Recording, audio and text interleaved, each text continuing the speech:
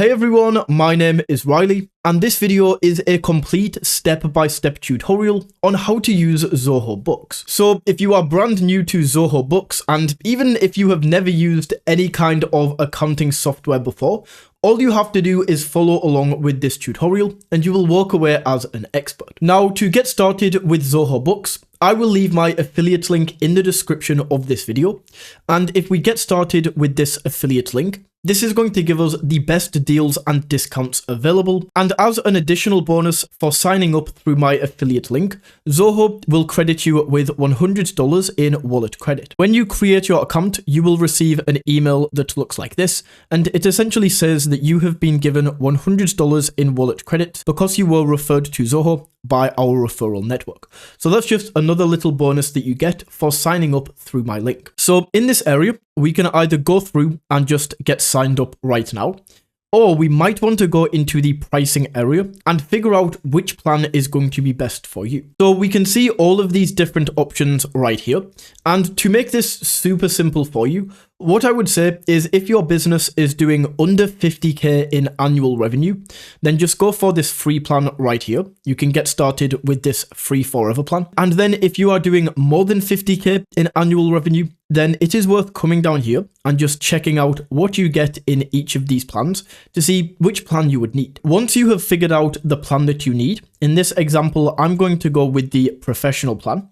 We can go down and click on Start My Free Trial, and then we can go ahead and sign up to Zoho Books right here. So we just enter in the information that it's going to ask for, and then once that has been entered, we can go through and create an account. Now, it's going to take a few seconds right here while Zoho Books goes ahead and registers this account. And just like that, we now have our Zoho Books account. So if you just created your account right here, the first thing that we need to do is go up to the top and verify this account. So we can just click on verify right here, and it's going to send you across an email. So we can just go here and we can confirm the account. And just like that, the account should now be verified. So the account is verified, and we can now go ahead and use Zoho Books without this little annoying tab at the top. So once we have got rid of this, this is the main dashboard that we can use inside of Zoho Books. So in here, we just have things like the dashboard where we can see our company's cash flow, total payables, and any kind of unpaid bills that we have, any unpaid invoices that we have coming into the company.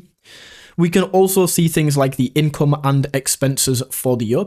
We can see top expenses for the year. And overall, this dashboard is just going to take all of the data inside of your Zoho Books account and put it into these beautiful graphs. So we just get an overview and we can get an at-a-glance look at how our accounts are looking.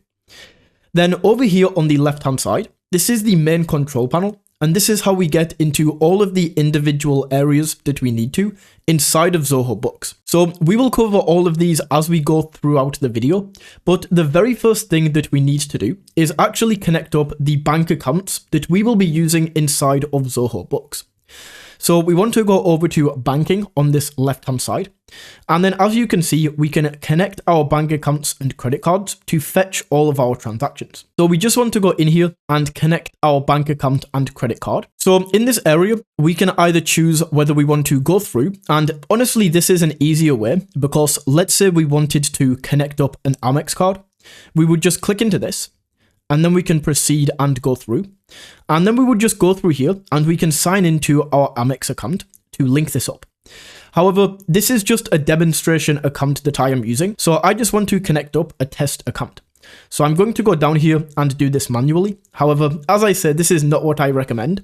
I'm just going to go in here and we'll call this test account, and we will call this bank account. And all of this is cool. We'll just leave this as it is. And we can save this. And that is now going to be saved in here. Then we can maybe go back to banking and I will add another card. Once again, go manual. And just as an example, we will call this test account and we'll call this credit card. Okay, so we now have these both set up. And now if we go over to the banking area, we can go up to this top section right here. And we can choose between all of the accounts that we have. So I'm currently on the credit card. but we can go to the test bank account that I created. And then petty cash and undeposited funds are default accounts that Zoho is going to give you. So now we have that set up and we have our bank accounts created. Let's go back over to the home area. And if we now take a look over on this left-hand side, we have sales and we have purchases. So this is where we can track all of these sales and the money coming into the business, all of the incoming transactions in sales. And purchases is where we can track all of the outgoing transactions from the company. So let's start out with sales right here. We can click into this drop-down menu, and then we have quite a few different options that we can go into here. So we can create quotes, we can create invoices, we can create any payments that we have received. So any of these quotes and invoices that have actually been paid, we can register them here. We can then set up recurring invoices if you have any retainers or any recurring transactions that are coming in. And then we also have credit notes. So the first thing that we might want to do is go into customers right here, and we can go through and set up the customers that are potentially buying from us. So we can go through and create a new customer. And in here, we just go through and we enter in all of this customer's information. So we can choose if this is an individual or a business that is buying from us. Let's say this is an individual and his name is John Smith. Very creative, right? Let's title this Mr. John Smith. We can then enter in things like the company name. So let's say that he works for Dogs for Days. We can enter that in right there. We can then choose the customer display name. So if this is going to display as the company or the person's name, we can have that right there. We then want to enter in the customer's email. We can then enter in the customer phone number, like work number and mobile. And then we can go down and add any of this other information. Now, the information here at the bottom is definitely a little bit more nuanced. So we can enter things like the currency that this person is going to be transacting in, the opening balance of their account. So we could set this to, let's say, $5,000 in this example. And the reason that we set this to $5,000, even though this person owes us money, is because this is in sales, right? So this is people who are buying from us. If we owed John money, then we would set this up under purchases. We would then go to vendors, and then if we put 5,000 in vendors, that would mean we owe him money. But because this is in sales, and we have the opening balance as 5,000, this means he owes us $5,000. I think if we actually put minus, it won't let us go through and actually do this. Yeah, enter a valid amount. So we can just set this to 5,000 right here. We can then go through and choose the payment terms for this person. So we can choose when do they owe us money after they have received an invoice. Is this 15 days, 30 days, due at the end of this month, at the end of next month, due on receipt? We can set that all right there. We can then choose if we want to allow portal access. And this is essentially going to create a portal for that person so that they can view any transactions they have had and make some online payments. We can then set the language right here, any documents that are relevant. And then if we go across, we can just set like the address, any other people who are related to this contact that we might also want to contact. And then once all of this is set up, we can click on save right here. And that contact is now going to be saved. So as you can see, John has been created in this customer section right here. And we can see receivables is 5,000. So we set it to 5,000, remember? And John owes us 5,000. That's how we set this up. We can go through and we can edit this person at any time. We can click into edit right here. And then we can go through and change any of these options. We can then go back. And if we want to add a new customer, we just go up to new in this top right corner, and then we can go through and fill out this information once again. So that is how we can set up the customers section. We can then go down to quotes right here. And this is where we can create quotes to send out to clients. So we can go in here and we can either create a new quote or we can import quotes. So if we click into import quotes right here, if you have any quotes that have already been created, you can essentially save them to either a CSV or any of these other file formats and just drop these in right here. And then you will be able to take any existing or outstanding quotes that you have, maybe inside of another accounting software, or maybe inside of Google Sheets or Microsoft Excel, if that is what you are using. But you can essentially export those quotes and drop them into here. Aside from that though, we can go down and we can create a new quote. And in here, you can see right at the top, we have customer name. So if I click on this drop down menu, of course, John from Dogs for Days, the one that we just set up under customers, is going to show up right here. Alternatively, what we can do is if we do want to create a quote for a customer that we have not yet set up, we can just click on new customer right here. And then once again, we can just fill out the customer information. This is the exact same layout as in the customers area, but we could just create this customer right here. And then once we save, we will once again be able to just go and select them from here. But let's create this quote for John. So we can select this right here. I didn't add a billing address or a shipping address in that last area. So if you did, this will already be filled out. But if you need to, we can just add this in here. We can then add a quote number right here, a reference number, a quote date, and an expiry date. So we can say the quote was given today, but I want to give John until, let's give him a week to get back to me with this. We can then go down and enter in a subject right here. So let's call this Dogs for Days Marketing Campaign. And then down here, we can go through and actually start creating this quote. So we can go in here and we can either add a new item if this is something that is going to be recurring. However, this is a specific marketing campaign. So I'm just going to type in Dogs for Days Marketing Campaign. And we can go for the quantity. We can set the rate. So let's say that this is going to be $6,500, just like that. We can then see the amount if we want to add a discount or anything like this. We can set that all up right there. We can add terms and conditions, upload any files that we might want to attach, and then we can also add in any additional email addresses that we might want to send this to. But overall, we now have this quote set up. So let's go down and click on Save and Send, just like this. And that quote is now going to be created. So this right here is a preview on how the quote is going to look. And then John can come in here. He can click on View Quote. It's going to take us over to this area and it's going to show us the quote right here. So that is quotes. And then we can go to Invoices. I'm not going to spend too long in this area because it's pretty similar, but we can choose if this is a new invoice or a recurring invoice. We can go to New Invoice as an example. And then in here, it's essentially the same where we enter in the customer name, enter in all of the information on this invoice right here. And the major difference between quotes and invoices is that with invoices, you can actually go ahead and set up online payments. So the person who is receiving the invoice can pay you straight through the invoice. So to set this up, we would just go to Configure Payment Gateways. We can click on Setup right here, and then you can choose the payment gateways that you want to set up. The main one that I would recommend is credit and debit card. I wouldn't say PayPal is super professional. Depending on your company, I would usually just avoid it. But credit and debit card, pretty much everybody uses this. So we can just go through and you need to set up a Stripe account. We just click on Setup. You can go through and set that up, and it will walk you step by step through exactly how to do this. So you would essentially set that up right there. But aside from that, you can go through and create this in the exact same way. And then once we have the payment gateways enabled, this person will be able to go through from the email invoice that you send and pay off the invoice right then and there. So super handy in the way that we can do this. We can then go to payments received. Let's just leave and discard these changes. And this is for any invoices that we have sent out. If we have received any of these payments, we can go into the unpaid invoices. There are none here because I haven't set them up.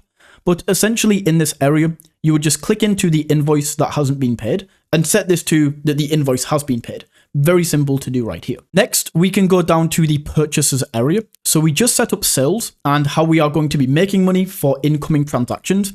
And purchases is essentially the exact same concept, but any billing and any outgoings that you have from the company. So in here, we have vendors. This is the exact same as customers, but it's just for purchases instead of sales. So the way that we create vendors is the exact same, where we click in, we enter all of the information, just like we did in the customers area, and we can save the vendor right there. Then we have expenses. So this is where you can track any expenses that you make throughout your company. So we can go into record expense.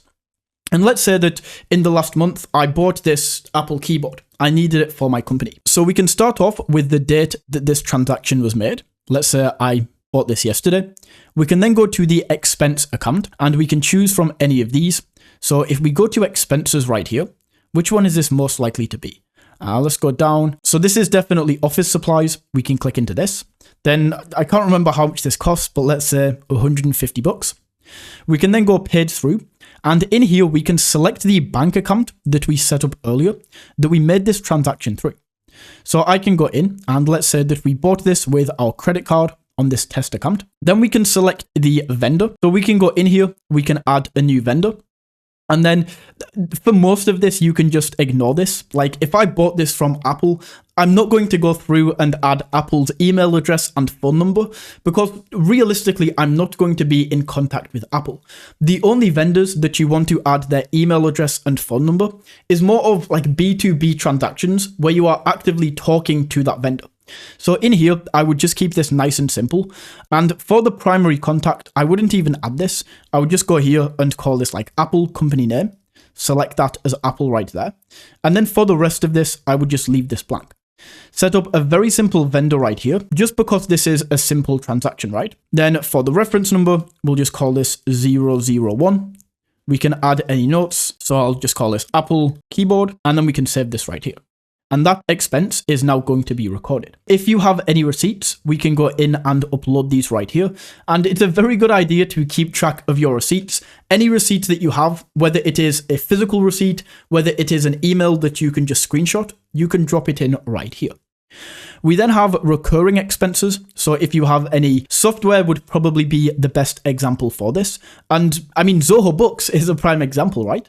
So we can go into new recurring expense. And we can call this Zoho Books. Then we would set this to monthly. We can set the start date, which is today. I don't really know when this is going to end. So for now, I'm just going to say never expires. And then in here, we can go expenses. And this time, IT and internet expenses. So we can go in here. Let's say this is, I think it was 50 bucks for this plan. We can then choose paid through. So once again, I will go for this credit card. Then we can add the vendor. Once again, we don't want to add the personal touch to here because this is a big software company. So I'm just going to say Zoho. We can enter that in right there. Click on save. And once we click on save right here, we now have that recurring expense set up. Perfect. We also have bills on this left-hand side. So if we need to create a bill right here, we can just go in. And this is essentially like creating your own invoice for something that you are buying. So let's say in this example that I am buying my own marketing services, then we can go in here and create a new vendor. And let's just say that this is GeForce North, just as an example. We can set the primary contact, set all of that up right there. We can then choose the bill date, go down and fill in exactly what we were buying, just like we did in the invoices and quote section. And that's how you can set up bills. Payments made is the exact same contact as payments received, where any of the unpaid bills that you have outstanding, we can just go in here and we can say that we paid them off and we can track them in this area. So that is the main bulk of Zoho Books right there. They do have some other cool features, like we can go into time tracking right here. And if we have any projects that we have created, we can essentially set this up and we can track how many hours that we have worked.